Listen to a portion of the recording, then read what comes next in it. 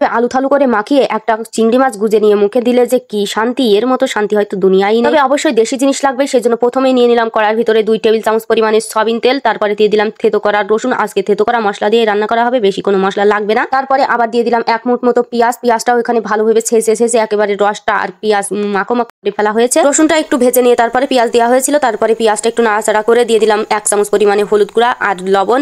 সেই সাথে দিয়ে দেবো 2 চামচ পরিমাণে শুকনো মরিচ পাটায় ভালোভাবে মিহি মিহি করে বেটে নেওয়া। পাটায় শুকনো মরিচ একেবারে মিহি করে বেটে এই কচুরলতি রান্না করলে যে যেমন ঝাঁঝালো একটা টেস্ট বেরোয়, তাতে আপনি সারা জীবন কচুরলতির প্রেমে পড়ে যাবেন। আর যারা ঝালখোর তারা তো পাগল হয়ে যাবে। এই যে চিংড়ি মাছে আমি হলুদ আর লবণ মাখাচাকা করেছি, ওই যে মশলাগুলো দিয়েছিলাম সেগুলো একটু কষে আসলে দিয়ে দেবো চিংড়ি মাছগুলো। চিংড়ি মাছ আর এই মশলাটা পুরো ভাজা ভাজা করে ফেলতে হবে। চিংড়ি মাছের কালার যতক্ষণ না পরিবর্তন হবে ততক্ষণ এই মশলাটা কষাবো, লেগে যায় যা হয় হোক। এই রান্নাটা যে এত ঝটপট করে নেওয়া যায়, শুধু একটু কচুরলতিটা কুটতেই যেটুক টাইম লাগে সেইটুকুই। তারপরে কচুরলতিগুলো আমি এইভাবে কেটে রেখেছিলাম, যেটা ক্যামেরা বন্দি করতে ভুলে গিয়েছি। ওই মশলাটা কষানোর পরেই আমি কচুরলতিগুলো দিয়ে ভালোভাবে ভেজে নেব। এই একটা সময়ই কষাতে হবে, এরপরে আর কষানো লাগবে না, সামান্য পানি দিতে হবে। তাই ভালোভাবে যতক্ষণ পর্যন্ত নাড়াচাড়া করে নেওয়া যায় ততক্ষণই ভালো। এই রান্নাটা একেবারে পুরা ঝলসানো হয়, মানে মাখো মাখো টাইপের, নিচের দিকটা পুড়ে যাবে, উপরের দিকটা একেবারে গামাখা গামাখা থাকবে, সেরকম অনুযায়ী পানি দিয়ে দিয়েছি। একেবারে ঝোলটা যখন প্রায় কমে এসছে তখন দিয়ে দিলাম 1 চামচ পরিমাণে জিরা বাটা। মশলা হিসেবে শুধু জিরা বাটাটাই দেওয়া হয়েছে, আর তেমন কিছু লাগেনি। এইভাবে মাখিয়ে ঝাঁকিয়ে রেখে দিয়েছিলাম প্রায় 10 মিনিট মতো হালকা আঁচে। নিচের দিকটা পুড়ে একেবারে কালো হয়ে গেছে আর উপরের দিকটা মাখো মাখো তেল ভেসে বেড়াচ্ছে।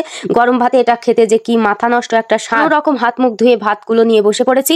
একবার আলু থালু করে মুখে দেওয়ার জন্য জিভটা যেন লকলক করছে। কালারটা যে মারাত্মক এসেছে তাই দেখেই তো জিভ দিয়ে পানি পড়ছে, কখন যে একটু খাবো। একবার যে মুখে দিয়েছি আর